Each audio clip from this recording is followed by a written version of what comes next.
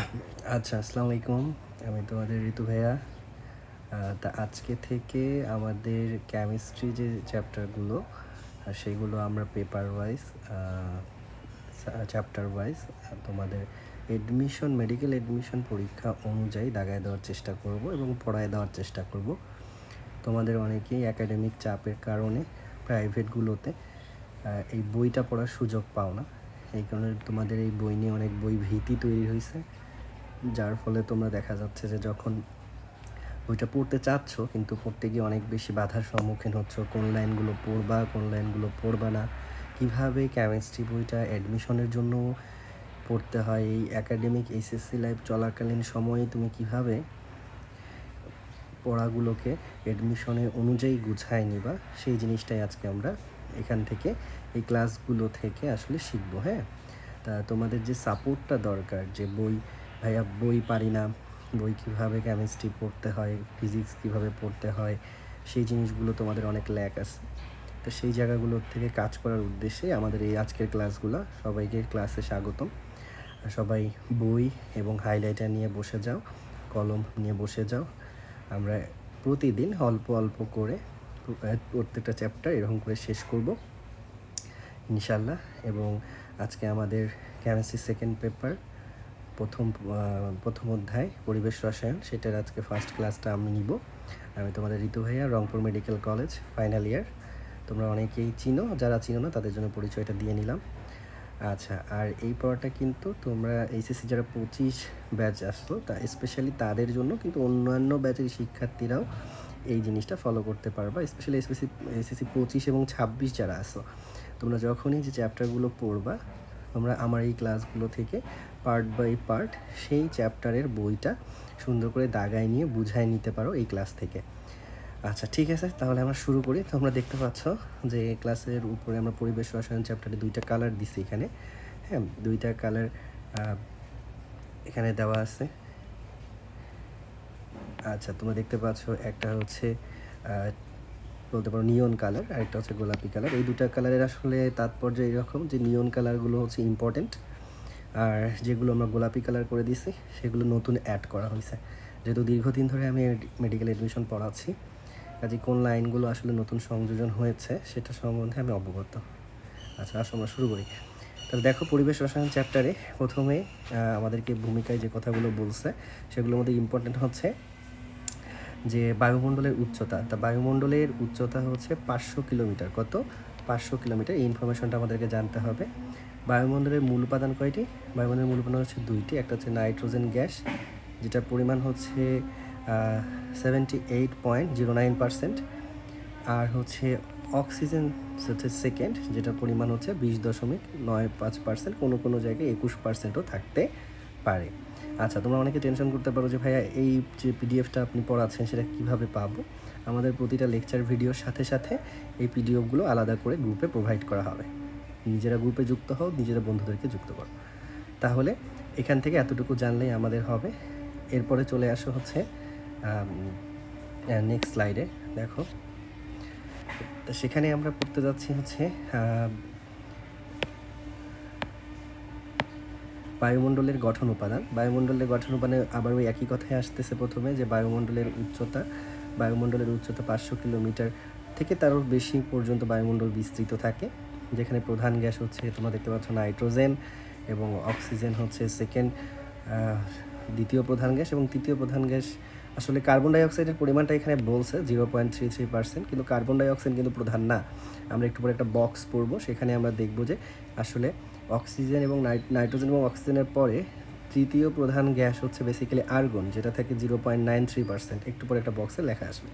যাই হোক, এখানে থেকে তোমার কার্বন ডাই অক্সাইডের যে রেশিও সেটা একটু মুখস্থ করে রাখো। এরপরে আসো, তা দেখা যাক সেটা কি। সেটা হচ্ছে, দেখো তোমরা দেখতে পাচ্ছ যে বায়ুমণ্ডলের বৈশিষ্ট্য।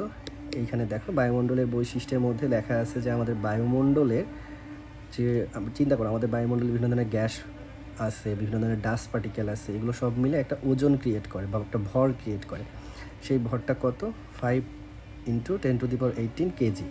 হ্যাঁ, আর হচ্ছে যদি আমি সেটা টনে প্রকাশ করি তাহলে 5 × 10⁻15 টন। খেয়াল রাখবা যে কোনটা টন, কোনটা কেজি, হ্যাঁ।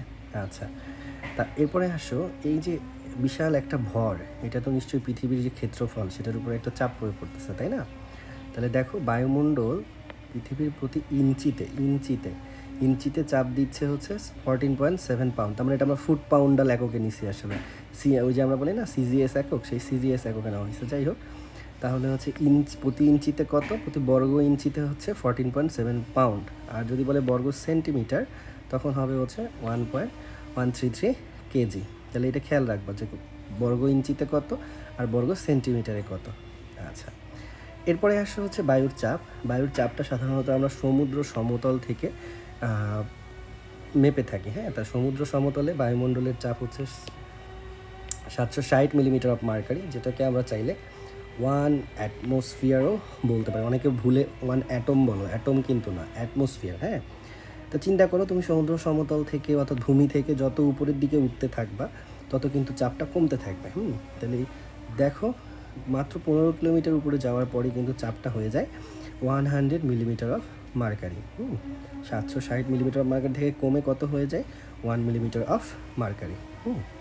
আর আমরা যদি 100 কিলোমিটার বলি, দেখো এই দুটো জায়গায় তোমরা কনফিউশনটা করো। এটা হচ্ছে 15 কিলোমিটার থেকে যখন আমি উঠবো তখন হচ্ছে 100 মিলিমিটার অফ মার্কারি, কিন্তু যখন আমি 100 কিলোমিটার উপরে উঠবো তখন চাপটা কমে হয়ে যাবে 3 × 10⁻⁷ অ্যাটমসফিয়ার। কথা বুঝতে পারছো? তাহলে আমাদেরকে তিনটা জিনিস মনে রাখতে হবে: সমুদ্র সমতলে চাপ কত, 15 কিলোমিটারে কত, 100 কিলোমিটারে কত। এরপরে আসা হচ্ছে পৃথিবীর গড় তাপমাত্রা। পৃথিবীর গড় তাপমাত্রা হচ্ছে কত ভাইয়া, 15 ডিগ্রি সেলসিয়াস। এটা জাস্ট মুখস্থ রাখবা। আচ্ছা, এরপরে এখানে একটা ইনফরমেশন দেওয়া আছে যে আমরা দেখি যে সূর্যাস্ত বা সূর্যোদয়ের সময় আকাশে একটা নীল রঙের একটা আভা সৃষ্টি হয়। সেটা কারণটা এখানে বলছে যে এই সময় আসলে সূর্যরশ্মি যেগুলো আসে সেগুলো প্রতিফলিত হয়, আর শোষিত আলো যেগুলো থাকে অর্থাৎ দিনের বেলা যে আলোগুলো শোষিত হয়েছে সেগুলো আবার বিকিরিত হয়। এই দুইটা ঘটনার কারণে আকাশে আসলে এই নীল রঙের যে চাঁদোয়া সেটা সৃষ্টি হয় বা আভাটা সৃষ্টি হয়। এরপরে আসলে সবথেকে ইম্পর্টেন্ট জিনিস, যে টপিকটা সব থেকে ইম্পর্টেন্ট, সেটা হচ্ছে এই বায়ুমণ্ডলের অঞ্চলসমূহ, হ্যাঁ। তো দেখো, বায়ুমণ্ডলের অঞ্চলগুলোকে আমরা ভাগ করতে পারি কিসের ভিত্তিতে, বেসিক্যালি চাপ ও তাপমাত্রার ভিত্তিতে আমরা ভাগ করি। কয়টা অঞ্চলে ভাগ করব, 4টা। ট্রপোস্ফিয়ার, তারপরে হচ্ছে স্ট্র্যাটোস্ফিয়ার, মেসোস্ফিয়ার এবং থার্মোস্ফিয়ার। এই 4টা দিয়ে একটা ছক করা আছে, সেই ছকটা আমরা ভালোভাবে একটু পরে স্টাডি করব। তার আগে দেখো, এখানে প্রথমে ট্রপোস্ফিয়ার সম্বন্ধে আসা আমরা একটু ডিটেলস জেনে নেই। ট্রপোস্ফিয়ার, এই যে এটা যদি ভূপৃষ্ঠ হয়, দেখো এই জায়গাটা ছবিটাতে খেয়াল করো তোমরা, এটা যদি ভূপৃষ্ঠ হয় তাহলে এইখান থেকে এই পর্যন্ত, এখান থেকে এই পর্যন্ত হচ্ছে আমাদের ট্রপোস্ফিয়ার, যেটা হচ্ছে 15 কিলোমিটার উচ্চতা পর্যন্ত বিস্তৃত। এখানে বায়ুর চাপ থাকে 760 মিলিমিটার অফ মার্কারি। এখন তুমি ভূমি উচ্চতা থেকে যত উপরের দিকে উঠতে থাকবা, প্রতি কিলোমিটারে তাপমাত্রা হ্রাস পাবে 7 ডিগ্রি সেলসিয়াস করে হ্রাস পেতে থাকবে। এরকম করে যখন 12 কিলোমিটার পর্যন্ত উঠে যাবা তখন তাপমাত্রাটা হয়ে যাবে -55 ডিগ্রি সেলসিয়াস। আচ্ছা, তারপরে আসা হচ্ছে ট্রপোস্ফিয়ারে একটা গুরুত্বপূর্ণ কথা হচ্ছে এখানে ঝড় ঝঞ্ঝা হয়, হ্যাঁ। এই যে যত কালবৈশাখী ঝড় দেখো তোমরা, যত প্রকার জলোচ্ছ্বাস দেখো, সব কিন্তু আসলে সংঘটিত হয় এই অঞ্চলটাতে, ঠিক আছে। এরপরে আসা হচ্ছে যে বিমানের ব্যাপারটা একটু সবাই খেয়াল করবা। দেখো, 2 ধরনের বিমান আছে। এগুলো হচ্ছে ধরো তুমি আমি যে ফ্লাইটগুলোতে উঠি, জনগণ যে বিমানের মাধ্যমে চলাচল করে, এই বিমানগুলো সাধারণত খুব বেশি উচ্চতায় উঠতে পারে না। দেখো, তোমাদের হয়তো বা পরের বিষয়ে বলা আছে যে আমরা যে বিমানগুলো নিয়ে আসলে চলাচল করি, এই দেখো এখানে একটা কথা বলা আছে, আমরা যে বিমানগুলো যে চলাচল করি সেই বিমানগুলো এই দেখো 40,000 ফিট থেকে 42,000 ফিট, অর্থাৎ 12.2 কিলোমিটার থেকে 12.8 কিলোমিটার, এই রেঞ্জের মধ্যে তারা চলাফেরা করতে পারে। কথা বুঝতে পারছো? এই রেঞ্জের মধ্যে তারা চলাফেরা করতে পারে। কিন্তু দেখো, এইখানে আমরা যে বিমানগুলোতে যাতায়াত করি, মানে আমরা যে বিমানগুলোতে যাতায়াত করি তারা হচ্ছে 12.2 থেকে 12.8 কিলোমিটারের মধ্যে চলাচল করে। কিন্তু জেট বিমান যেগুলো আছে, অর্থাৎ যুদ্ধ বিমান যেগুলো আছে, সেগুলো কিন্তু আরও উঁচুতে উঠতে পারে। তারা কিন্তু এই ট্রপোস্ফিয়ার দিয়ে চলাচল করে না। তাহলে ট্রপোস্ফিয়ার দিয়ে চলাচল করে কোন বিমান, অর্থাৎ যাত্রী পরিবহনকারী যে বিমানগুলো আছে তারা কিন্তু হচ্ছে এই ট্রপোস্ফিয়ার অঞ্চল দিয়ে চলাচল করে। তা এই অঞ্চলটাকে আমরা বলি ক্ষুব্ধমণ্ডল। কী বলি? ক্ষুব্ধমণ্ডল বলার কারণ হচ্ছে কেন? কারণ এই অঞ্চলটা তো ঝড়ঝঞ্ঝা হচ্ছে সবসময় এই অঞ্চলের যে ওয়েদার সেটা আনস্টেবল থাকে, এই জন্য এটাকে ক্ষুব্ধমণ্ডলও বলা হয়। কিন্তু তুমি যদি এর থেকে আরও একটু উপরে উঠে যাও, স্ট্র্যাটোস্ফিয়ারে চলে যাও, স্ট্র্যাটোস্ফিয়ারে কোনো ঝড়ঝঞ্ঝা নাই, ওই জন্য স্ট্র্যাটোস্ফিয়ারকে আমরা শান্তমণ্ডল বলি। কী বলি? শান্তমণ্ডল বলে থাকি। আচ্ছা, এখন আসো, ওই যে একটু আগে কথা বললাম যে দুইটা কথা আমি বলছিলাম, একটা হচ্ছে সাধারণ বিমান যেটা ট্রোপোস্ফিয়ারে চলাচল করতেছিল, আর একটা হচ্ছে জেট বিমান। জেট বিমান কিন্তু চলাচল করতেছে আমাদের কোথায়? স্ট্র্যাটোস্ফিয়ারে। তারপরে বলছে যে সাধারণ বিমানগুলো কত উচ্চতায় চলাচল করে, এই জিনিসটা জানতে হবে। এরপরে আসো, দেখো এখানে তিনটা শব্দ বলছে, ট্রোপোপাউস, তারপরে এখানে যদি তোমরা খেয়াল করো স্ট্র্যাটোপাউস, একটা গেল হচ্ছে ট্রোপোপাউস, এই যে এখানে এই জায়গাটায় বলছে হচ্ছে স্ট্র্যাটোপাউস, আর এই জায়গায় তোমরা যদি আসো এই জায়গায় বলছে মেসোপাউস। তাহলে এই জিনিসগুলো আসলে কি একটু বুঝাই দিই। দেখো, বা তোমরা প্রায় একটা কথা শুনে রাখবা, lapse rate. What is lapse rate? What is tropopause? What is stratopause? What is mesopause? তো দেখা যাচ্ছে একাডেমিক লেকচারে আসলে স্যাররা এগুলো নিয়ে খুব বেশি আলোচনার সুযোগ পায় না, তো এগুলো একটু বুঝাই দিই তোমাদেরকে। দেখো, তা ট্রোপোপাউস মানে হচ্ছে, তোমরা যদি এই ছবিটা খেয়াল করো, পাশের ছবিটা, তোমরা যদি এই যে এই ছবিটা খেয়াল করো, দেখো এখানে আমরা দেখতে পাচ্ছি যে এই যে ট্রপোস্ফিয়ার, এই যে ট্রপোস্ফিয়ার আর এই যে স্ট্র্যাটোস্ফিয়ার, এই দুজনের মাঝখানে একটা দেখো তো খুবই পাতলা লেয়ার আছে, আমি সবুজ কালার করে রাখছি, যে খুবই পাতলা একটা লেয়ার আছে। আসলে তুমি যখন ভূমি থেকে উপরের দিকে উঠতে থাকো, ট্রপোস্ফিয়ার ক্রস করে স্ট্র্যাটোস্ফিয়ারে যাও, তুমি কিন্তু দেখতেছো যে, তখন আমরা একটা কথা বলছি যে যত উপরে উঠবো তাপমাত্রা তত কমতে থাকবে। তাহলে এখানে আমরা এই বেসিক সূত্রটাই ফলো করব। দেখো, আমি ট্রপোস্ফিয়ার থেকে স্ট্র্যাটোস্ফিয়ারে যাচ্ছি, একটা সময় দেখা যাবে যে একটা লেয়ারে এসে ট্রপোস্ফিয়ার আর স্ট্র্যাটোস্ফিয়ার পরস্পরের সঙ্গে কানেক্টেড হচ্ছে। ওই যে পাতলা লেয়ারটা, ওই পাতলা লেয়ারটাকেই আমরা বলবো হচ্ছে, যেহেতু ট্রপোস্ফিয়ার থেকে যাচ্ছি এই জন্যই আমরা বলবো হচ্ছে ট্রোপোপাউস। কী বলবো? ট্রোপোপাউস। দেখো এখানে বলা আছে কোথায়, এই যে দেখো এই জায়গাটায় বলা আছে হচ্ছে ট্রোপোপাউস। কথা বোঝা গেছে? আশা করি বুঝতে পারছো যে ট্রোপোপাউস জিনিসটা কি। তা এখন ঘটনা হচ্ছে, ট্রোপোপাউস তো বুঝলাম যে ট্রোপোস্ফিয়ার এবং স্ট্র্যাটোস্ফিয়ারের মধ্যে যে পাতলা একটা পর্দার ন্যায় যে আস্তরণ গ্যাসের, সেটাই হচ্ছে ট্রোপোপাউস। এখন প্রশ্ন হচ্ছে, ভাইয়া ট্রোপোপাউসে কোন কোন গ্যাসগুলো থাকে? দেখো এই জিনিসটাও কিন্তু ইম্পর্টেন্ট। ট্রোপোপাউসে এই গ্যাসগুলো থাকে, হ্যাঁ, এই গ্যাসগুলো একটু মনে রাখবো, যে নাইট্রোজেন, অক্সিজেন, কার্বন ডাইঅক্সাইড, এইচ2। অর্থাৎ যেগুলো গ্যাস বেশি ভারী সেগুলো নিচের দিকে থাকবে, যেগুলো যত হালকা সেগুলো তত উপরের দিকে থাকবে। এটাই বেসিক রুলস, হ্যাঁ। তো এখন দেখো কথা হচ্ছে যে ল্যাপস রেটটা কি? এই যে ভাই এখানে যে ল্যাপস রেটের কথা বলা হচ্ছে, যে lapse rate, what is lapse rate? এই ল্যাপস রেটটা আসলে কী জিনিস? দেখো, ল্যাপস রেট হচ্ছে এমন একটা বিষয় যে, ল্যাপস রেট বলতে সোজা কথা আমরা বলবো হচ্ছে তারতম্য। কিসের তারতম্য? তাপমাত্রার তারতম্য, ঠিক আছে? তাহলে কিসের তারতম্য? তাপমাত্রার তারতম্য। এখন এই তাপমাত্রার তারতম্যটা যদি উপরের দিকে গেলে কমতে থাকে, আমরা জানি, দেখো তোমরা জানো যে আমরা এই যে ভূমি থেকে যত উপরের দিকে যাব, ভূমি থেকে যত উপরের দিকে যাব, যত উপরের দিকে যাব তত কী হবে বলো তো? তত কিন্তু তাপমাত্রাটা কমার কথা, এটাই নর্মাল নিয়ম। তাহলে দেখো, তুমি যখন ট্রোপোস্ফিয়ার থেকে স্ট্র্যাটোস্ফিয়ারে যাচ্ছ তখন কিন্তু তাপমাত্রা কমতেছে, তখন কী হচ্ছে? তাপমাত্রা কমতেছে। তাহলে এই যে সূত্রটা ফলো করলো না, যে উপরের দিকে উঠলে তাপমাত্রা কমে, এই জন্য এটাকে আমরা বলবো যে ট্রোপোপাউস। এর ক্ষেত্রে ল্যাপস রেট হচ্ছে পজিটিভ। যখনই আমি ট্রোপোস্ফিয়ার থেকে স্ট্র্যাটোস্ফিয়ারে যাচ্ছি তাপমাত্রা কমতেছে, ঠিক আছে? মানে যখন যত উপরে যাচ্ছি তাপমাত্রা তত কমতেছে। তাহলে এই জিনিসটা ফলো করতেছে, এই রুলসটা ফলো করতেছে যে উপরে উঠলে তাপমাত্রা কমে, এই জন্য এটাকে আমরা বলি হচ্ছে পজিটিভ ল্যাপস। দেখো এখানে কিন্তু তাই বলা আছে যে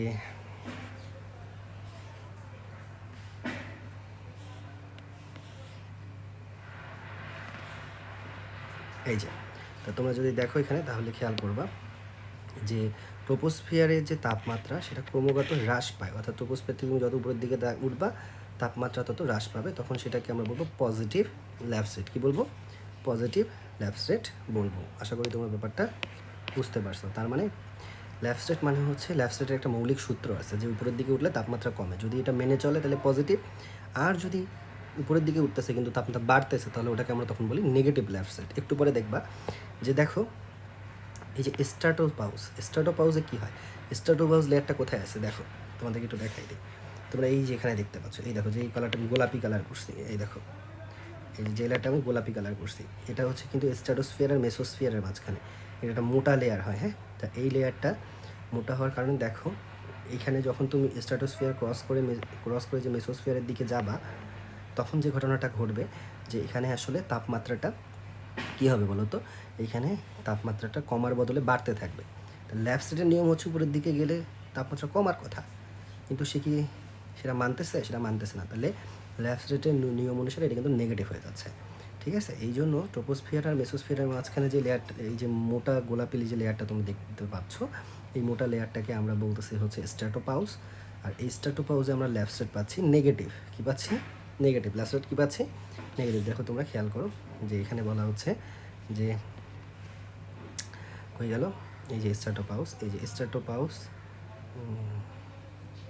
এই স্ট্র্যাটোপাউসে ল্যাবস্টেটটা কেমন হবে? স্ট্র্যাটোপাউসে কিন্তু ল্যাবস্টেটটা হবে নেগেটিভ। এই যে স্ট্র্যাটোস্ফিয়ারের উচ্চতা বৃদ্ধির সাথে সাথে এই লাইনটা তোমরা খেয়াল করো যে স্ট্র্যাটোস্ফিয়ারের উচ্চতা বৃদ্ধির সাথে সাথে, এই যে উচ্চতা বৃদ্ধির সাথে সাথে তাপমাত্রার যে ক্রম সেটা ক্রমাগত বৃদ্ধি পায়, হ্রাস না পেয়ে কী হচ্ছে? বৃদ্ধি পায়। তাহলে এই যে ল্যাবস্টেটের সূত্রকে ফলো করতেছে না, এই জন্য এটা হচ্ছে নেগেটিভ ল্যাবস্টেট। আশা করি তোমরা বুঝতে পারছো নেগেটিভ ল্যাবস্টেট। কথা বুঝা গেছে? আচ্ছা, তাহলে আশা করি এটা বুঝতে পারছো। আর যখন মেসোপাউজে যাবা, দেখো মেসোপাউজ লেয়ারটা আবার কোথায় আছে? এই যে এই জায়গাটা তোমরা খেয়াল করো ছবিতে, যে এই যে থার্মোস্ফিয়ার আর মেসোস্ফিয়ার, এই দুটোর মাঝখানে যে লেয়ারটা, এটা হচ্ছে মেসোপাউস। তা দেখা যাচ্ছে মেসোস্ফিয়ার থেকে যখন তুমি আবার আয়নোস্ফিয়ারে যাবো, তা আয়নোস্ফিয়ার স্বাভাবিকভাবেই অনেক গরম থাকার কথা, হ্যাঁ। এখন কিন্তু একটা সার্টেন লেভেল পর্যন্ত দেখা যায় যে তুমি যখন মেসোস্ফিয়ার থেকে উপরের দিকে উঠতেছো, মেসোস্ফিয়ার থেকে যখন তুমি উপরের দিকে উঠতে থাকবা, তখন তাপমাত্রা আবার কমতে থাকবে। কমতে কমতে একটা সময় গিয়ে -93°C হয়ে যায়, সব থেকে শীতল হয়ে যায়। কথা বুঝতে পারছো? তা এই জন্য দেখা হয় সব মেসোস্ফিয়ারের তাপমাত্রা কিন্তু সব থেকে কম, -93°C। এই জন্য এটাকে কিন্তু আমরা কি বলি? শীতল মণ্ডলও বলে থাকি, তাই না? এই যে বায়ুমণ্ডল কিন্তু সবচেয়ে শীতলতম অবস্থায় পৌঁছায় হচ্ছে এই মেসোস্ফিয়ারে এসে, হ্যাঁ। এই জন্য মেসোস্ফিয়ারকে কিন্তু আমরা শীতল মণ্ডল বা শীতমণ্ডলও বলে থাকি। তাহলে মেসোস্ফিয়ারের বিস্তৃতিটা জানতে হবে কত? 50 থেকে 85 কিলোমিটার পর্যন্ত, হ্যাঁ। তাহলে এখানে তিনটা জিনিস খেয়াল করো। স্ট্র্যাটোস্ফিয়ারের উচ্চতাটাও আমাদেরকে জানতে হবে, স্ট্র্যাটোস্ফিয়ারের তাপমাত্রা কত থাকে, এই যে তাপমাত্রা কত, চাপ কত থাকে, সেই জিনিসগুলো জানতে হবে। এবং সবথেকে বেশি যেটা ইম্পর্টেন্ট হচ্ছে ল্যাবস রেট। তাহলে মনে রাখবা, আমরা যদি এই ছবিটা খেয়াল করি যে ল্যাবস রেট তুমি যদি এখানে দেখো, তাহলে এই ল্যাবস রেটটা হচ্ছে, অর্থাৎ ট্রোপোপাউজের যে ল্যাবস রেট সেটা হচ্ছে পজিটিভ, স্ট্র্যাটোপাউজেরটা নেগেটিভ, আবার মেসোপাউজেরটা আবার পজিটিভ। আশা করি বুঝতে পারছো। আচ্ছা, আর এখান থেকে এই স্ট্র্যাটোস্ফিয়ার, মেসোস্ফিয়ার, এগুলো থেকে আমরা কি পড়বো? এগুলো থেকে আমরা হচ্ছে এদের তাপমাত্রা কত, তারপরে হচ্ছে চাপ কত থাকে এই লেয়ারগুলোতে, এদের রেঞ্জটা কত, মেসোস্ফিয়ার বা ট্রোপোস্ফিয়ার, এগুলো কত কিলোমিটার থেকে কত কিলোমিটার পর্যন্ত বিস্তৃত, এই জিনিসগুলো আমাদেরকে জানতে হবে। এরপরে আসা হচ্ছে থার্মোস্ফিয়ার। থার্মোস্ফিয়ার নিয়ে আমরা এখন কথা বলবো। থার্মোস্ফিয়ার মানে থার্মো মানে হচ্ছে তাপ, তার মানে এটা তাপমাত্রা অনেক বেশি থাকবে। এই লেয়ারে অনেক আয়নগুলোও থেকে থাকে, এই জন্য আয়নোস্ফিয়ারও বলাতে হয়। এই দেখো এখানে অনেক আয়ন থাকে, এই জন্য এটাকে কিন্তু আমরা আয়নোস্ফিয়ারও বলে থাকি। এক্সোস্ফিয়ারের প্রধান গ্যাস হচ্ছে কি? হাইড্রোজেন এবং হিলিয়াম। আচ্ছা, তোমাদেরকে একটা জিনিস বোঝানোর চেষ্টা করি। দেখো, যখনই তুমি মেসোস্ফিয়ার ক্রস করে যাচ্ছ, এই ছবিটা দেখো, মেসোস্ফিয়ার যখন তুমি ক্রস করবা, সেখানে একটা সার্টেন রিজন পর্যন্ত আমরা বলি থার্মোস্ফিয়ার, আয়নোস্ফিয়ার, তারপরে বলি এক্সোস্ফিয়ার। তার মানে বেসিক্যালি এই দুটো নিয়ে গঠিত হয় হেটারোস্ফিয়ার, ঠিক আছে। আর এই তিনটা নিয়ে গঠিত হয় হোমোস্ফিয়ার। একটু পরে আমরা একটা ছক করবো, সেখানে দেখবো যে আমরা বায়ুমণ্ডলের এই তিনটা স্তরকে, নিচের তিনটা ট্রোপোস্ফিয়ার, স্ট্র্যাটোস্ফিয়ার, মেসোস্ফিয়ার, এই তিনটাকে একত্রে আমরা বলি হোমোস্ফিয়ার। আর এক্সোস্ফিয়ার আর থার্মোস্ফিয়ার, এই দুটো আমরা বলি হচ্ছে হেটারোস্ফিয়ার। একটু পরে সেই জিনিসটা আমরা দেখব। তাহলে এখান থেকে এই ডাঙর লাইনগুলো পড়ে ফেলবা। তাপমাত্রা ওই একই কথা, থার্মোস্ফিয়ারের তাপমাত্রা পড়বা, রেঞ্জ পড়বা, কোন কোন আয়নগুলো থাকে সেগুলো পড়বা। স্পেশালি এই জিনিসটা মাথায় রাখবা, হাইড্রোজেন এবং হিলিয়াম কিন্তু বেশি থাকে, হ্যাঁ। এখন আসো এক্সোস্ফিয়ারের উপরের দিকে আরও একটা জিনিস আছে, এই জিনিসটা নতুন অ্যাড করা হয়েছে, এটা আগে ছিল না, সেটা হচ্ছে চৌম্বকোস্ফিয়ার, হ্যাঁ। মানে এটা হচ্ছে এক্সোস্ফিয়ারেরও উপরের দিকে থাকে। এরপরে আসো সব থেকে গুরুত্বপূর্ণ ছক, এই ছকটার কথাই আমরা বলতেছিলাম। It is very much important, খুবই ইম্পর্টেন্ট একটা ছক। তো দেখো, এই ছকে কিন্তু মোটামুটি সব কিছু আলোচনা করা আছে, যে আমরা তখন যে জিনিসগুলো বললাম, যে ট্রোপোস্ফিয়ার, স্ট্র্যাটোস্ফিয়ার, মেসোস্ফিয়ার, আয়নোস্ফিয়ার, সেগুলোর পরিসরগুলো আমাকে জানতে হবে, কোন স্তরে চাপ কত, তাপমাত্রা কত। এই যে তখন যেটা বললাম যে এই তিনটা লেয়ার নিয়ে হয় কী হয় বলো তো, এই 3টা লেয়ার নিয়ে হচ্ছে আমাদের হোমোস্ফিয়ার, আর এই দুটো মানে নিচে হচ্ছে যে থার্মোস্ফিয়ার আর আয়নোস্ফিয়ার, এগুলো নিয়ে হচ্ছে হেটারোস্ফিয়ার। হেটারো মানে কি, ভিন্ন ভিন্ন, তাই না? এই লেয়ারে দেখো অনেক ধরনের উপাদান আছে এবং এগুলো অসমসত্ব অবস্থায় থাকে, এক এক জায়গায় এক একটা কনসেন্ট্রেশন এক এক রকম। কিন্তু হোমোস্ফিয়ারে তা হয় না। হোমোস্ফিয়ারে যতক্ষণ তুমি থাকবে সব জায়গায় নাইট্রোজেনের ঘনত্ব তুমি 78% পাবা, অক্সিজেন 20%ই পাবা, আর্গন 90.93%ই পাবা। অর্থাৎ হোমোস্ফিয়ারে সব জায়গায় গ্যাসের যে ঘনত্ব সেটা সবসময় সমান থাকে, কিন্তু হেটারোস্ফিয়ারে এক এক জায়গায় এক এক রকম থাকে। কারণ হেটারোস্ফিয়ারে গ্যাসগুলো বেসিক্যালি তাদের ভর অনুসারে সজ্জিত হয়, দেখা যায় নিচের দিকে বেশি থাকে, যত উপরে যাবা তত গ্যাসের পরিমাণগুলো চেঞ্জ হয়। তো যাই হোক, এটা এই ছকটা কণ্ঠস্থ করে ফেলতে হবে। এরপরে আসলে হেমোস্ফিয়ার সম্বন্ধে আরও কিছু তথ্য এখানে বলছে, ওই একই কথা, কী কী গ্যাস থাকে। তখন আমি এই কথাটা বলছিলাম যে সর্বোচ্চ গ্যাস হচ্ছে নাইট্রোজেন 78%, অক্সিজেন 21%, আর আর্গন সহ অন্যান্য গ্যাস হচ্ছে 1%। আচ্ছা, এখন আসলে একটা গুরুত্বপূর্ণ কথা বলি, সেটা হচ্ছে পরিচলন। What is পরিচলন? পরিচলন প্রক্রিয়ায় কিন্তু শিল্প অঞ্চলে যে দূষকগুলো সেগুলো এক স্থানে বায়ু থেকে অন্য স্থানে বায়ুতে স্থানান্তরিত হয়। ধরো তোমার এলাকায় একটা কলকারখানা আছে, সেখান থেকে দূষক পদার্থ রিলিজ হচ্ছে, এখন তুমি চিন্তা করতেছো এটা হয়তো বা দূরবর্তী অঞ্চলে যাবে না, যাবে কী প্রক্রিয়ায় যাবে? পরিচলন প্রক্রিয়া। এখন হোয়াট ইজ পরিচলন প্রক্রিয়া? চিন্তা করো, পরিচলন প্রক্রিয়াটা হচ্ছে অনেকটা এরকম যে শিল্প এলাকার যে বায়ুগুলো উত্তপ্ত হচ্ছে, বায়ু যখন উত্তপ্ত হয় তার আয়তনে বৃদ্ধিপ্রাপ্ত হয়। আমরা সবাই জানি চার্লসের সূত্র অনুসারে, কোন সূত্র অনুসারে? এই যে এখানে বলছে চার্লসের সূত্র অনুসারে, যে বায়ু যখন উত্তপ্ত হয় তার আয়তন বৃদ্ধি পায়। কারণ আমরা জানি যে পি সমানুপাতিক কি, P1 V1/T1, P2 তোমরা পড়ছো না? তাহলে সেই হিসেবে আসে V/T ইকুয়ালস টু K আসে। তাহলে সেই মানে এই সূত্রটা তোমরা পড়ছো যে পি সমানুপাতিক কে টি, বা সরি পি বলতেছি, সরি P1/V1, তাহলে ভি সমানুপাতিক P1/V1/T1, তাহলে টি ওই পাশে যাচ্ছে কে টি। তাহলে এই সূত্রটা তোমরা পড়ছো, কে তো হচ্ছে ধ্রুবক, আর তাহলে এই যে টিটা হচ্ছে পি এর সঙ্গে টি হচ্ছে কি সমানুপাতিক।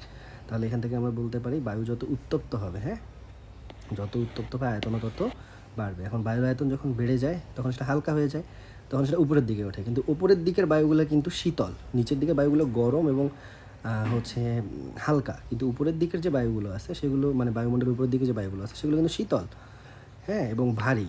তখন কি হয়, এইগুলো ওইগুলোর সঙ্গে মিক্সড হয়ে যায়। মানে চিন্তা করো, যেগুলো হালকা বায়ু আছে সেগুলো উপরে চলে যায়, শীতলগুলো তখন নিচে, মানে শীতল আর ভারীগুলো নিচে চলে আসে।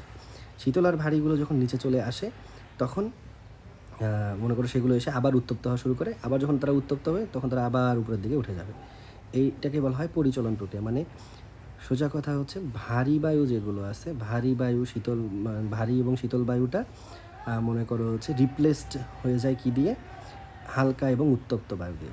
এই জন্য আমরা বলি যে বায়ু যখন গরম হয়ে যায় তখন সেটা উপরের দিকে উঠে যায়। বুঝতে পারছো? এটা হচ্ছে তার ব্যাখ্যা, এটা হচ্ছে পরিচলন প্রক্রিয়া। কী প্রক্রিয়া?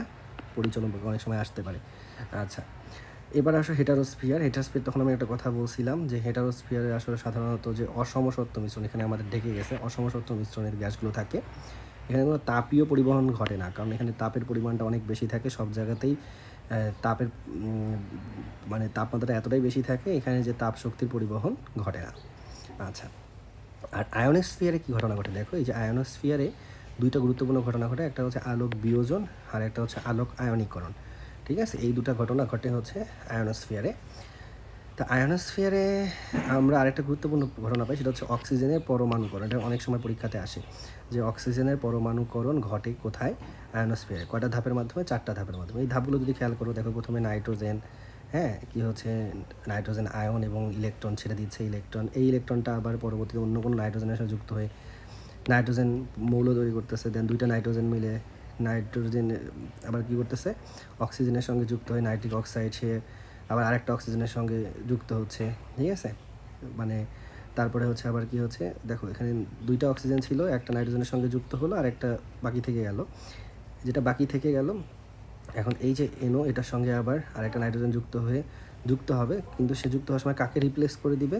অক্সিজেনকে রিপ্লেস করে দিবে, দিয়ে আরেকটা অক্সিজেন পরমাণু আসলে তৈরি করে। দেখো তাহলে প্রথমে ঘটনা যেটা হচ্ছে, নাইট্রোজেন একটা অক্সিজেনকে রিপ্লেস করলো, পরবর্তীতে NO থাকলো, আরেকটা নাইট্রোজেন এসে আবার ওই আরেকটা এই অক্সিজেনটাকে রিপ্লেস করে দিল, ফলে দুইটা অক্সিজেন কিন্তু আমরা পাইলাম, অক্সিজেন পরমাণু কিন্তু আমরা পাচ্ছি। তা এটাই হচ্ছে এই জন্যই সামগ্রিক আলোক বিয়োজনে দেখা আছে 2টা অক্সিজেন। কথা বুঝতে পারছো? আচ্ছা, আশা করি বোঝা গেছে এই পেজটা। এবার আসো নেক্সট পেজ। তা সেখানে আমরা দেখতে পাচ্ছি তেমন কোনো কিছু লাইন নাই। এখানে একটা গুরুত্বপূর্ণ লাইন হচ্ছে একটাই, সেটা হচ্ছে স্ট্র্যাটোস্ফিয়ার ওজোন স্তর গঠন করে। এটা অনেক সময় পরীক্ষায় আসে যে ওজোন স্তর থাকে কোন লেয়ারে? স্ট্র্যাটোস্ফিয়ারে। এতটুকু জানলেই হবে। আর ইউভি রশ্মি, আমরা জানি যে ইউভি রশ্মিকে প্রতিহত করে হচ্ছে ওজোন স্তর, যেটা স্ট্র্যাটোস্ফিয়ারে থাকে। তার এখন যদি ইউভি রশ্মির ক্ষতিকর দিকগুলো নিয়ে এখানে আলোচনা করা হয়েছে যে ইউভি রশ্মি আমাদের রাসায়নিক বন্ধনগুলোকে ভেঙে দিতে পারে, বায়োলজিক্যাল প্রক্রিয়াগুলো নষ্ট করতে পারে, চোখে ছানি পড়া বা ক্যাটারাক্ট সৃষ্টি করতে পারে, ঠিক আছে? চামড়ায় যদি ইউভি রশ্মি পড়ে তাহলে ক্যান্সার হতে পারে, হ্যাঁ? এই কথাগুলো বলা হয়েছে। কিন্তু একটা জিনিস মনে রাখবা, ওজোন স্তর ইউভি রশ্মি শোষণ করে এবং অক্সিজেনে সেটাকে পরিণত করে। এই দেখো এখানে দেখা যাচ্ছে যে ওজোন স্তর O3 ইউভি রশ্মি শোষণ করে অক্সিজেন। তার মানে কি, যত ওজোন ইউভি রশ্মি তুমি বাড়াবা তত কিন্তু অক্সিজেনের পরিমাণ, তত কিন্তু আসলে ওজোন স্তর ক্ষয় হতে থাকবে। বুঝতে পারছো? এই জন্যই দেখবে সারা পৃথিবীতে আসলে বলা হয় যে গ্রিন হাউস গ্যাস ট্যাস এগুলোকে কমাইতে হবে, কারণ এগুলো যত বাড়বে, এক পাশে তো দেখো ন্যাচারালি ওজোন স্তর ক্ষয় হচ্ছে, আবার তোমার ওই গ্রিন হাউস গ্যাসগুলোও কী করতে পারে? ওজোন স্তরটাকে ডিস্ট্রয় করতে পারে। দেখো, কিন্তু এখানে একটা মজার বিষয় দেখো, ওজোন স্তর কিন্তু থাকে হচ্ছে কোথায়? স্ট্র্যাটোস্ফিয়ারে 20 থেকে 40 কিলোমিটার রেঞ্জে। কিন্তু যদি কখনো এটা ট্রোপোস্ফিয়ারে চলে আসে, ট্রোপোস্ফিয়ারে যদি ওজোন গ্যাস থাকে, O3 এই গ্যাসটা থাকে, তখন কিন্তু সেটা বায়ু দূষক হিসেবে কাজ করে, ওটা কিন্তু গ্রিন হাউসের মতোই কাজ করে। কথা বোঝা গেছে? তার মানে অক্সিজেন ওজোন স্তরটা কিন্তু স্ট্র্যাটোস্ফিয়ারের জন্য, স্ট্র্যাটোস্ফিয়ারে যদি থাকে তাহলে ভালো, কিন্তু যদি ট্রোপোস্ফিয়ারে চলে আসে তখন কিন্তু সেটা গ্রিন হাউস গ্যাস হয়ে যাবে। দেখো এখানে স্ট্র্যাটোস্ফিয়ারের বিস্তৃতি বলছে। আশা করি তোমরা এখানে স্ট্র্যাটোস্ফিয়ারের যে বিস্তৃতি, সেটা কিন্তু এই যে একটু আগে আমার যে ছকটা পড়াইলাম সেই ছকের মধ্যেই কিন্তু স্ট্র্যাটোস্ফিয়ারের বিস্তৃতি ছিল। দেখো এই যে এখানে দেওয়া আছে যে কত, 15 থেকে 50 কিলোমিটার। তাহলে এই এমসিকিউটা দেখি সলভ করে ফেলতে পারো কিনা তোমরা, যে স্ট্র্যাটোস্ফিয়ারের বিস্তার কত, তাহলে কী হবে? 15 থেকে 50 কিলোমিটার। আশা করি তোমরা বুঝতে পারছো, এই যে এই ছকের মধ্যে কিন্তু দেওয়া ছিল। আচ্ছা, এরপরে আসা হচ্ছে 6 নম্বর পেজ। এখানেও খুব বেশি ইনফরমেশন নাই। এখানে ঘূর্ণিঝড় এবং জলোচ্ছ্বাসের কারণগুলো নিয়ে আলোচনা করা হয়েছে, যে 4টা কারণ: তাপমাত্রা, চাপ, বায়ুর ঘনত্ব আর সমুদ্র জলীয় বাষ্পের পরিবর্তনের অভাব। এর কারণে আসলে ঘূর্ণিঝড় সৃষ্টি হয়। হ্যাঁ, সাধারণত দিনের বেলায় সমুদ্রে বায়ু প্রবাহ থাকে এবং রাতের বেলায় স্থলে থাকে। সেটা কারণটা দেখো এখানে বলছে, কারণ দিনের বেলায় জলভাগ থেকে শীতল বায়ুগুলো, কারণ দিনের বেলায় মাটিগুলো উত্তপ্ত থাকে, জলভাগের পানিগুলো শীতল থাকে, ওই শীতল উচ্চচাপের সমুদ্র বায়ু স্থলভাগের দিকে, মানে গরম ঠান্ডা থেকে গরমের দিকে প্রবাহিত হয়। আর রাতের বেলায় উল্টা ঘটনা ঘটে, রাতের বেলায় ভূমিটা শীতল হয়ে যায় আর সমুদ্রের পানিটা গরম থাকে। তখন এই জন্য কী হয়, রাতের বেলায় এই যে শীতল বায়ুটা উচ্চচাপের শুষ্ক সমুদ্রের দিকে, তখন চিন্তা করো, কারণ রাতের বেলা হচ্ছে কি, তোমার ভূমিটা শীতল বায়ু আছে আর সমুদ্র গরম বায়ু, তাহলে কী হবে? শীতল টু গরম, তার মানে কি ভূমি থেকে সাগরের দিকে যাবে। এই জন্যই বলা হয় যে রাতের বেলায়, দিনের বেলায় সমুদ্র বায়ু প্রবাহ হয় আর রাতের বেলায় হচ্ছে স্থল বায়ু। স্থলের বায়ুটা সমুদ্রের দিকে যায় রাতের বেলায়, আর দিনের বেলায় সমুদ্রের বায়ুটা ভূমির দিকে আসে। আশা করি তোমরা ব্যাপারটা বুঝতে পারছো। এরপরে আসা হচ্ছে মূল কারণ। আচ্ছা শোনো, আরেকটা কথা বলি, তোমাদের আরেকটা গ্রুপ করে দেওয়া হবে, প্রবলেম সলভিং গ্রুপ। এই নোট শেয়ারিং গ্রুপে তোমরা মেসেজ দিতে পারবা না। ওই প্রবলেম সলভিং গ্রুপে তোমাদের যদি কোনো লাইন বুঝে না থাকো পিডিএফে, সেই লাইনটা আবার বুঝাই দেওয়া হবে। এখন দেখো, ঘূর্ণিঝড় সৃষ্টির কারণ হচ্ছে 2টা। একটা হচ্ছে উচ্চ তাপমাত্রা, পানির উচ্চ তাপমাত্রা। এই যে পানির উচ্চ তাপমাত্রা, এটা কিন্তু ঘূর্ণিঝড় সৃষ্টির একটা অন্যতম কারণ, এবং সমুদ্রের বায়ুমণ্ডলের নিম্নচাপ। তাদের পানির তাপমাত্রা কত হইতে হয়? 27 ডিগ্রি সেলসিয়াস বা 80 ডিগ্রি ফারেনহাইট। এর মতো হলে সমুদ্রের উচ্চ তাপমাত্রা সৃষ্টি হয় এবং ঘূর্ণিঝড় সৃষ্টি হয়। আর নিম্নচাপের কারণ তো হয়, তোমরা তো প্রায় শুনে থাকো, নিম্নচাপের কারণে, গভীর নিম্নচাপের কারণে ঘূর্ণিঝড় হচ্ছে। যত বেশি নিম্নচাপ হবে তত গভীর একটা ঘূর্ণিঝড়ের সৃষ্টি হবে। ঘূর্ণিঝড় সাধারণত গ্রীষ্মকালে বেশি হয় এবং বিষুবীয় বা নিরক্ষীয় রেখা আশেপাশে 5 ডিগ্রি উত্তর থেকে 20 ডিগ্রি উত্তর অক্ষাংশের মধ্যে বেশি হয়ে থাকে। ঠিক আছে, এটাই। আর ঘূর্ণিঝড় শব্দের যে উৎপত্তি দেখানো হয়েছে, যে সাইক্লোন, ঘূর্ণিঝড় ইংলিশ শব্দ কি? সাইক্লোন। সাইক্লোন মানে হচ্ছে কাইলক্স। তোমরা দেখবে আবহাওয়া যখন পূর্বাভাস দেয়, সেখানে একটা সাপের কুণ্ডলের মতো পেঁচানো জিনিস থাকে, তো সেটার নাম হচ্ছে কাইলক্স, মানে কি কয়েল অফ স্নেক। সেখান থেকেই ঘূর্ণিঝড় বা সাইক্লোন কথাটার উৎপত্তি। ঠিক আছে, আচ্ছা, তাহলে এই বেশ থেকে এতটুকুই, আর তেমন কিছু লাগবে না। আচ্ছা, এরপরে দেখো সাইক্লোন গতিবেগ সর্বোচ্চ কত হতে পারে, সেই জিনিসগুলো দিচ্ছে, এগুলো মুখস্থ করতে হবে। কোন দেশে সাইক্লোনের নাম কি সেটা পড়তে হবে, যেমন ভারতে সাইক্লোন বলা হয়, জাপানে টাইফুন, ফিলিপাইনে টাইফুন বা বাগিও, মেক্সিকোতে হ্যারিকেন। অস্ট্রেলিয়া সাইক্লোন, এগুলো মুখস্থ করতে না অত সূত্র দরকার না, তুমি খালি মুখস্থ করো সাইক্লোন কোন কোন দেশে। দেখো ভারতে অস্ট্রেলিয়ায় সাইক্লোন, ফিলিপাইন জাপানে টাইফুন, আর মেক্সিকোতে হ্যারিকেন। এইভাবে একটু মিল রেখে পড়বা। ভূমিকম্পের মধ্যে দেখো ইন্দোনেশিয়া সুমাত্রা দ্বীপে একবার ভূমিকম্প হয়েছিল, ব্যাপক একটা ভূমিকম্প ছিল। টেকটনিক প্লেট, টেকটনিক প্লেটটা কি? এটা হচ্ছে ইউরেশিয়ান প্লেট আর অস্ট্রেলিয়ান প্লেটের মধ্যে একটা কানেকশন হচ্ছে এই টেকটনিক প্লেটটা। তাই এদের মধ্যে ব্যাপক আকারে একটা সংঘর্ষ হওয়াতে প্রবল একটা ভূমিকম্প এবং সুনামির সৃষ্টি হয়েছিল। যাই হোক, এটা এমসিকিউর জন্য একটু পরে রাখবা। এরপরে আসো হচ্ছে এখানে কিছু গুরুত্বপূর্ণ কথা আছে, সেটা হচ্ছে গ্যাসীয় অবস্থা বা গ্যাসের বৈশিষ্ট্য নিয়ে। তাহলে দেখো সাধারণ তাপমাত্রা এবং চাপে গ্যাস হচ্ছে পদার্থের একটা ভৌত অবস্থা। গ্যাসের এই পয়েন্টগুলো, গ্যাসের যে বৈশিষ্ট্য, আকৃতি ও আয়তন, গ্যাসের ঘনত্ব, গ্যাসের চাপ, কারণ এই পয়েন্টগুলো মুখস্থ রাখতে হবে, কেন পরীক্ষায় আসে যে গ্যাসের বৈশিষ্ট্য নয় কোনটি, কাজে সেই অনুযায়ী বৈশিষ্ট্যগুলো আমাদেরকে মুখস্থ রাখতে হবে। আসো এখন প্রথমে আলোচনা করি আকার ও আকৃতি। গ্যাসের তোমরা জানো নির্দিষ্ট কোনো আকৃতি নেই, আয়তন নেই, যে পাত্রে রাখা হয় সেই পাত্রেই সে আকৃতি ধারণ করে। গ্যাসের ঘনত্ব মনে রাখবা যে গ্যাসের ঘনত্ব আসলে খুবই কম হয়, কারণ চিন্তা করো তুমি একটা নির্দিষ্ট অ্যামাউন্টের গ্যাসকে যেমন একটা ছোটো পাত্রে রাখতে পারবা, চাইলে একটা বিশাল বড় পাত্রেও রাখতে পারবা।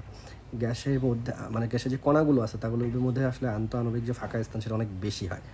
আন্তঃআণবিক ফাঁকা স্থান এই যেখানে বলছে আন্তঃআণবিক ফাঁকা স্থান বেশি হয়, গ্যাস কিন্তু অত্যন্ত সংকুচিত। মানে তুমি একটু তাপ দিলে একটু চাপ দিলে অনেক বেশি প্রসারিত হয়ে যাবে, আবার একটু চাপ দিলা অনেক বেশি সংকুচিত হবে। এই কথাই বলছে, দেখো তাপে আয়তন সম্প্রসারণ, আমি গ্যাসকে যদি একটু তাপ দিই অনেক বেশি প্রসারিত হয়, কারণ আন্তঃআণবিক স্থানটা অনেক বেশি, আর ফলে ছোটাছুটি করতে পারবে বেশি। আর মনে করো যে একটু চাপ দিলাম, তাহলে চাপ দিলে কিন্তু গ্যাসের আয়তন আবার খুবই হ্রাস পায়। এই যে আয়তন সংকোচন, দেখো 3 নম্বর পয়েন্টে বলা আছে, ঠিক আছে, যে চাপ দিলে আয়তন খুবই সংকোচিত, আবার তাপ দিলে খুবই বৃদ্ধি পায়, ঠিক আছে। আর সমসত্ব মিশ্রণ সাধারণত বিভিন্ন গ্যাসগুলো কখনোই একটার সঙ্গে আরেকটা রিয়াক্ট করে না, রিয়াক্ট না করে একটা সমসত্ব মিশ্রণ তৈরি করে। আর এই জিনিসটা তোমরা বুঝতে পারছো। তাহলে পয়েন্টগুলোর নাম মুখস্থ রাখবা, কোনটা কি সেগুলো একটু দেখে রাখবা। হ্যাঁ, এবার আসো গ্যাসের সূত্র। গ্যাসের সূত্র সমূহ ব্যাখ্যা করার জন্য 4টা গ্যাস মানে 4টা রাশি আছে, 4টা রাশির মাধ্যমে আমরা আসলে গ্যাসের সূত্রগুলো বা গ্যাস লসগুলো প্রমাণ করে থাকি। সেগুলো কী কী? মোল সংখ্যা, আয়তন, চাপ এবং তাপমাত্রা। হ্যাঁ, সূত্র কয়টা? সূত্র হচ্ছে, দেখো গ্যাসের রাশি হচ্ছে 4টা, পরিবর্তনশীল রাশি কয়টা? 4টা, কিন্তু সূত্র কয়টা? 3টা। বয়েলের সূত্র, চার্লসের সূত্র এবং অ্যাভোগাড্রো সূত্র। আচ্ছা, আমরা অনেক সময় আবার এই 3টা সূত্রের মধ্যে একটা সমন্বয় করে আরেকটা সূত্র বের করতে পারি। সেটা কোনটা? সেটা হচ্ছে যে আদর্শ গ্যাস সমীকরণ, PV = nRT যেটা। এখন দেখো এখানে কিছু সাধারণ গ্যাসের নাম বলা হয়েছে, আসলে আদর্শ গ্যাস প্রকৃত অর্থ পাওয়া যায় না। তবে মনে রাখবা উচ্চ তাপমাত্রা, এখানে একটা কথা বলছে সাধারণ তাপমাত্রা চাপে, অ্যাকচুয়ালি না, আসলে এই যে সাধারণ গ্যাসগুলো বাস্তব গ্যাসের ন্যায় আচরণ করে উচ্চ তাপ এবং নিম্ন চাপে। উচ্চ তাপমাত্রা এবং নিম্ন চাপে কিসের ন্যায় আচরণ করে? আদর্শ গ্যাসের ন্যায় আচরণ করে। এরপরে আসো আমরা কিছু হচ্ছে পরিমাপ নিয়ে কথা বলি। এখানে তোমরা দেখতে পাচ্ছ যে বেশ কিছু পরিমাপের কথা এখানে বলা হচ্ছে, যে এসআই এককে আমরা দেখতে পাচ্ছি গ্যাসের আয়তনকে পরিমাপের একক হচ্ছে মিটার কিউব অথবা ডেসিমিটার কিউব তোমরা বলতে পারো। শোনো, 1 মিটার কিউব, তোমরা দেখো হাতের আঙ্গুলে পড়ো না, মিলি সেন্টি ডেসি মিটার, তার মানে কি? মিলি সেন্টি ডেসিমিটার, এটা যদি হয় মিলিমিটার, এটা হচ্ছে সেন্টিমিটার, ডেসিমিটার আর মিটার, তাহলে মিলি সেন্টি ডেসিমিটার। চিন্তা করো, তাহলে মিলি সেন্টি ডেসি, তাহলে বলতে পারি এই যে মিলি সেন্টি ডেসি, তাহলে কত হইলো বলো, তোমরা বলো কত হইলো? 3 ঘর গেল, মানে 3টা শূন্য, তাই না? একের পরে কটা শূন্য? 3টা শূন্য, তার মানে তারপরে হচ্ছে মিটার, তাহলে 1 মিটার = কী হবে? 1000 ডেমি কিউব হবে। আবার মনে রাখবো, তোমরা সবসময় এটা মনে রাখবো, 1 ডেমি কিউব = 1 লিটার। এই যে এখানে লেখা আছে 1 ডেমি কিউব = 1 লিটার, বুঝা গেছে? আর 10⁻³ ডেমি কিউবে হয় 1 মিটার কিউব, তার মানে 10⁻³ লিটারও আমরা বলতে পারি, তাহলে সেটা = 1 মিটার কিউব। 10⁻³ যদি আমি 3 লিটার বলি, এই যে 10 লিটার বলে 1000 লিটার হয়। কত হয়? 1000 লিটার, তাহলে 1000 লিটারে 1 মিটার কিউব হয়। এই জিনিসটা এখানে দেখাইছে আর কি, এই হিসাবগুলো একটু দেখতে হবে। তারপরে আসো 0°C তাপমাত্রায় 45 ডিগ্রি সমুদ্র অক্ষাংশে বায়ুর চাপ কত? এটা আদর্শ হিসেবে ধরা হয়। হ্যাঁ, এটাকে আমরা পারদ চাপ একক দিয়ে প্রকাশ করি। বিজ্ঞানী টরেসিলি নাম ছিল, তিনি চাপ পরিমাপের যন্ত্র আবিষ্কার করেন, ব্যারোমিটার। সেখান থেকে তার নাম আমরা তার নাম যে টর ছিল সেই অনুযায়ী আমরা বায়ুর চাপ পরিমাপের একটা একক দিচ্ছি টর। 1 টর = 1 মিলিমিটার অফ মার্কারি, তার মানে 760 মিলিমিটার অফ মার্কারি, যা 760 টরও কিন্তু তাই। এখানে এসআই এককে বিভিন্ন চাপের এককগুলো বলছে, এই এককগুলো খেয়াল করতে হবে, যে 1 pascal = 1 newton per metre square এটা দেখতে হবে, এই যে চাপের এককটা দেখতে হবে, এটা পরীক্ষায় আসে যে চাপের একক কোনটি, হ্যাঁ 1 নিউটন মিটার পার স্কোয়ার নাই, এটা দেওয়া আছে KG per metre per second square যেটা সেটা দেওয়া আছে। তাহলে 1 অ্যাটমসফিয়ার ইকুয়ালস টু এই যে মানগুলো, এই মানগুলো ঠিকঠাক দেখতে হবে, কখন নিউটন পার মিটার স্কোয়ার, কখন কিলো প্যাসকেলে কত, হ্যাঁ এই জিনিসগুলো দেখতে হবে। আবার 1 অ্যাটম ইকুয়ালস টু, যেহেতু আমরা জানি 1 অ্যাটমসফিয়ার ইকুয়ালস টু কি, 1 অ্যাটমসফিয়ার ইকুয়ালস টু হচ্ছে 760 মিলিমিটার অফ মার্কারি, সেই ক্ষেত্রে আমরা কিন্তু এখানে বলতে পারি 760 টরও বলতে পারি। এই দেখো 1 atmosphere equals to 760 millimetre mercury, আবার এই দেখো 760 টর। কিন্তু 1 অ্যাটমসফিয়ার ইকুয়ালস টু আবার 1 বার, যেমন এখানে 1 টর ইকুয়ালস, এই যে 1 টর ইকুয়ালস টু এখানে আমরা পাইছি 1 মিলিমিটার মার্কারি, আর এখানে পাচ্ছি 1 ইকুয়ালস টু 1 বার। আচ্ছা, জিনিসটা হচ্ছে বুঝতে পারছো, এই পুরো লাইনটা মুখস্থ রাখতে হবে, এই কনভার্সনে, এই যে এই পুরো লাইনটা, এই পুরো কনভার্সনের লাইনটা আমাদেরকে ভালো করে মুখস্থ রাখতে হবে। তারপরে দেখো এইখানে 1 নিউটন ইকুয়ালস টু আমাদের F equals to M A, এমতে হচ্ছে কেজি আর এতে হচ্ছে মিটার সেকেন্ড ইনভার্স 2, তাহলে এই এককটা একটু মনে রাখতে হবে। এরপরে আসা হচ্ছে তাপমাত্রা। তাপমাত্রার 3টা স্কেল আছে, আমরা জানি সেলসিয়াস স্কেল, ফারেনহাইট স্কেল, এগুলো তো আগেই আসছে। পরম তাপমাত্রার স্কেল নামে পরিচিত হচ্ছে কেলভিন স্কেল, এটা নতুন আবিষ্কৃত হয়েছে, হ্যাঁ। আর কেলভিন স্কেলের সঙ্গে সেলসিয়াস স্কেলের সম্পর্কটা তো তোমরা জানো, ঠিক আছে। এখন আসো এসটিপি আর এসএটিপি, এটা কি, আমরা গ্যাসের যে মোলার আয়তন সেটা দুইভাবে প্রকাশ করতে পারি, এসটিপিতে আর এসএটিপিতে। এসটিপির পূর্ণরূপ জানতে হবে, স্ট্যান্ডার্ড টেম্পারেচার অ্যান্ড প্রেসার। শোনো, এসটিপির ব্যাপারটা কেমন, এটা ফিক্সড, আশেপাশের পরিবেশে কী হচ্ছে হোক, এটা ধরে আদর্শ ধরে আমরা কল্পনা করবো। যেমন তাপমাত্রা ধরা হয়েছে এখানে 0 degree Celsius, not kelvin, kelvin আসলে 273 কেলভিন। চিন্তা করো, এই যে সেলসিয়াসের জায়গায় যদি আমি 0 বসাই দিই, তাহলে বাকি থাকলো 273 কেলভিন, তাপমাত্রা 273, এই যে এখান থেকে আমরা জিনিসটা পাই। তারপরে চাপ কত হবে, সেই জিনিসটা দেখানো হয়েছে, এবং মোলার আয়তন কত হবে সেই জিনিসটা দেখানো হয়েছে। আর এসএটিপি হচ্ছে, দেখো এসটিপিতে তুমি কিন্তু পারিপার্শ্বিক অবস্থাকে যাচ করো নি, কিন্তু এসএটিপিতে কিন্তু আমরা পারিপার্শ্বিক অবস্থা, এই যে পারিপার্শ্বিক অবস্থাকে যাচ করবো, এই জন্য বলা হয় অ্যাম্বিয়েন্ট। অ্যাম্বিয়েন্ট শব্দের অর্থ হচ্ছে পারিপার্শ্বিক অবস্থা, standard ambient temperature and pressure. যেমন চিন্তা করো, আমাদের চারপাশে তাপমাত্রা কি 0 ডিগ্রি সেলসিয়াস থাকে না, কত থাকে 25, সেটা ধরে আমরা করছি। এই তাহলে সেখানে টেম্পারেচার আসতেছে 298 কেলভিন, চাপ কত আসতেছে 100 কিলো প্যাসকেল, এটা আসছিল মেডিকেল পরীক্ষায়। তারপরে এই জন্য এটা ইম্পর্টেন্ট, এটা আসছিল পরীক্ষায়, এটা ইম্পর্টেন্ট, ঠিক আছে। আর এসএটিপিতে গ্যাসের মোলার আয়তন 24.57, দেখো এখানে ছিল কত 22.414, এখানে 24.57। এই তিনটার বাইরেও আরেকটা আসতে পারে এনটিপি, আমরা সামনে গেলে পাবো। এই এনটিপি নিয়েও আমাদেরকে এটা হচ্ছে normal temperature and pressure, normal temperature pressure. সেখানে নর্মাল টেম্পারেচারটা ধরা হয় 20 ডিগ্রি সেলসিয়াস, হ্যাঁ। তো ওখানে আমরা দেখবো যে আসলে কত হয়। তাহলে আজকের পড়া এই পর্যন্তই, তোমরা এই পর্যন্ত সবাই দাগায় নিয়ে আশা করি উপরে ফেলবা। এই এমসিগুলো সলভ কী হবে বলো তো, এসএটিপিতে গ্যাসের মোলার আয়তন কত, একটু আগে আমরা বললাম 24.789। তাহলে দেখো পড়লে কিন্তু অবশ্যই এই এমসিকিউগুলো সেকেন্ডের মধ্যেই সলভ করে ফেলা যায়, ঠিক আছে। অল দ্য বেস্ট নেক্সট ক্লাসের জন্য, আর তৈরি থেকো, এই পড়াগুলো পড়ে ফেলো। আল্লাহ হাফেজ।